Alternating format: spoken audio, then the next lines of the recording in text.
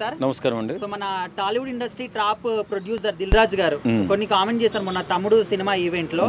అయితే ట్రైలర్ గానీ టీజర్ గానీ వాటికి వచ్చినటువంటి వ్యూస్ దగ్గర నుంచి సినిమా కలెక్షన్ల పోస్టర్ల వరకు అన్ని కూడా ఫేక్ ఇస్తాం మేము, జస్ట్ ఫ్యాన్స్ కోసం మాత్రమే, సాటిస్ఫాక్షన్ కోసం అన్నారు.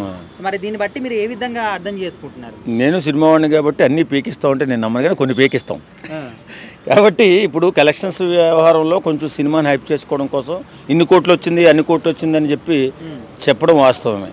అలాగే ట్రైలర్ కానీ ఈ వ్యూస్ ఎక్కువగానే చూపిస్తున్నారు. ఈ మధ్యకాలంలో బాగా ఈ సోషల్ మీడియా వచ్చిన తర్వాత ఎక్కువగా చూపిస్తున్నారు. అంటే సినిమా కొంచెం బాగుండాలి, అంటే పబ్లిసిటీ ఎక్కువగా ఉండాలి, అలాగే డబ్బులు రావాలని ఒక ఆలోచనతో కొంతమంది చేస్తున్నారు, కానీ అందరూ చేయలేరు. అది ఆ టాలెంట్ వేరుగా ఉంటుంది. హీరోలందరూ కూడా డైహార్డ్ ఫ్యాన్స్ ఉంటారు.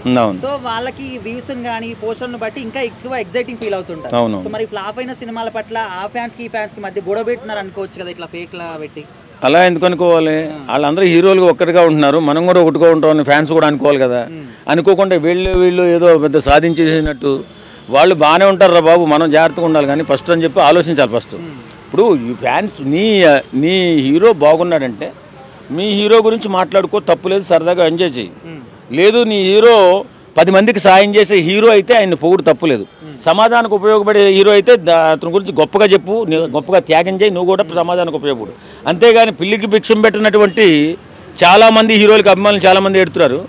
వాళ్ళు అభిమానులు అనాలో సన్నాసులు అనాలో నాకైతే అర్థం కాదు. సరే, ఇప్పుడు పుష్ప 2 లాంటి సినిమాలకి 2000 కోట్లు అనే విధంగా కూడా ఇప్పుడు మనకు మొత్తం చాలా హైప్ క్రియేట్ చేశారు. మరి ఇవన్నీ కూడా ఫేకే అనుకోవచ్చా? బాహుబలి కావచ్చు, పుష్ప అంటే కొన్ని నిజమే ఉన్నాయండి, ఫేక్ అని మనం అనుకోకూడదు. పెద్ద సినిమాలు బాగా సూపర్ డూపర్ చేయి బాగా డబ్బులు వచ్చే సినిమాలు ఉన్నాయి కదా, అవి నిజమే.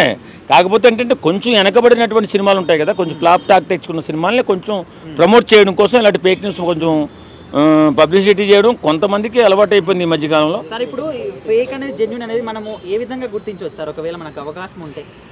సినిమాని మనం చూసి బాగుందా లేదని నిర్ణయించుకున్న తర్వాత అది ఎక్కువగా రాసి ఉంటే అది ఫేకు, మామూలుగా రాసి ఉంటే అది నిజం. అది 100% ఫేక్. అది ఇప్పుడు ఎంత వచ్చిందో నేను గేమ్స్ చిరంజీవి గారి అభిమాని, పవన్ కళ్యాణ్ గారి అభిమాని, రామ్ చరణ్ అభిమాని, నేను చెప్తున్నా అది ఫేక్.